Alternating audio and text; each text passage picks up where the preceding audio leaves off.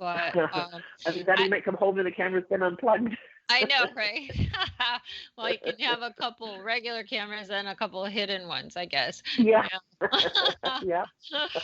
Yeah. I know. You just can't be too careful. One of the Yeah. stories that always sticks in my head was this lady found two dogs, a husky and I think a chihuahua. And she kept saying, I can't keep them. I can't keep them. And nobody was looking for these dogs. They were nice dogs and you could tell they belonged to someone, but they didn't have any ID on them. But she kept saying, I have to bring them to the shelter. I can't hold on to them. And for some reason, she kept holding on to them, thankfully, because they were being watched by a pet sitter who did not tell the owner that they got lost. And it was 2 weeks and the owner had been out of the country. And thankfully, this lady just kept the dogs. And so when the owner came back,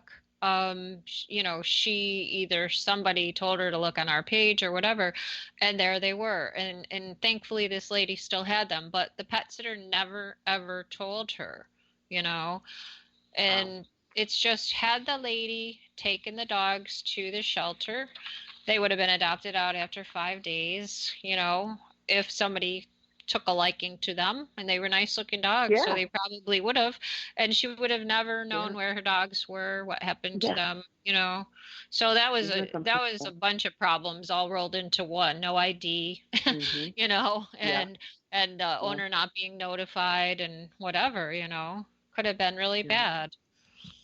But it's just really important that people, just stress all these points to their pet sitters, I guess. Yeah, and that's what we try to tell people. It's the ultimately the dog is your responsibility. It's your dog, your responsibility. So you have to make the ground rules and that you're going to expect people to abide by. Now, one of my, this is not a pet sitting rule, but it's a kennel rule that I personally have, is I will not leave my dogs at a boarding kennel that will not leave the collars and tags on them. And there are many that won't. There are many that say, oh no, they can't risk the dog tag getting caught on the chain link of the kennel. And I say, I am willing to accept that responsibility, because I think there's a far less chance that that's going to happen than one of your dog walkers is going to lose my dog without its collar on. Because a lot of these kennels walk the dogs just with a slip lead on. They don't want to. They want to take the collar off, and then they want to walk it with a slip lead. And that is a deal breaker for me. I will not leave our dogs at a place that will not leave the collars on the dogs 24/7. Yeah. That's a really good point. I think Jim and I have left our dogs back in New York before. It was at a vet's that also watched the dogs, but I can't even remember if if they did take it off. I did not know, but I never would have even thought about that. But that's a really good point. Yeah. And one of the places that we had used and then found out that they were taking the collars off, even though we had asked that they not, are walking the dogs on a slip lead out on a very busy road. They don't even have an enclosed area to walk the dogs in. So they're out walking, and sometimes, I drive by there every day and I see them out there, and, they're dog walkers. I mean, and I don't want to make it sound like we're just really down and negative on everybody, but they're not being paid a lot of money, and they're walking the dogs on a slip lead, and they're texting on their phone, or not paying attention. And it's just terrifying to me that could have been our dogs out there on the slip lead. So, that's just one thing that again, is just a deal breaker for me. If I'm going to leave my dog at your facility, its collar has got to stay on 24/7. Right. And what if somebody drove by and thought they were being smart and honked the horn, or Absolutely. Their car made a big noise and it scared the dog and off it went. Yeah. Yep. We've had dogs here go missing from dog walkers with dogs on slip leads, slipping on the ice in the wintertime. Yeah. And the dog's gone. Yeah. Or again, like texting, not paying attention, the leash gets a little bit loose and the dog slips out and it's gone. Yeah. Yeah. I know it's really I think, and it's hard because we do this every day, so we think of all these little things that could happen and that we see happen every single day, but the average person, and that's why we're doing this talk right now, is not aware of all these little things that could happen and go wrong and what they need to do. It's not just, okay, our bags are packed, we're out the door, see you in a week. Here's Yeah, my dog. exactly. Yeah. Exactly. Exactly. Oh, oh But it's boy. that time of year, and we know that it's going to happen. And Yeah. so the more that we can kind of let people know, not again to scare the life out of them, but just to hopefully prevent some of these terrible, things that just really do ruin your vacation or your summer or, you know, your family Right, is right. is I think helpful. Right. You And know. so we've got like 5 minutes left, Kathy. And one of the things that, it is National Prevention Month in July, and July is probably one of our biggest vacation months of the year. So why doesn't everybody that's listening make sure that they contact their microchip company, make sure all your information's updated, and if you're not microchipped, find some place to get it done.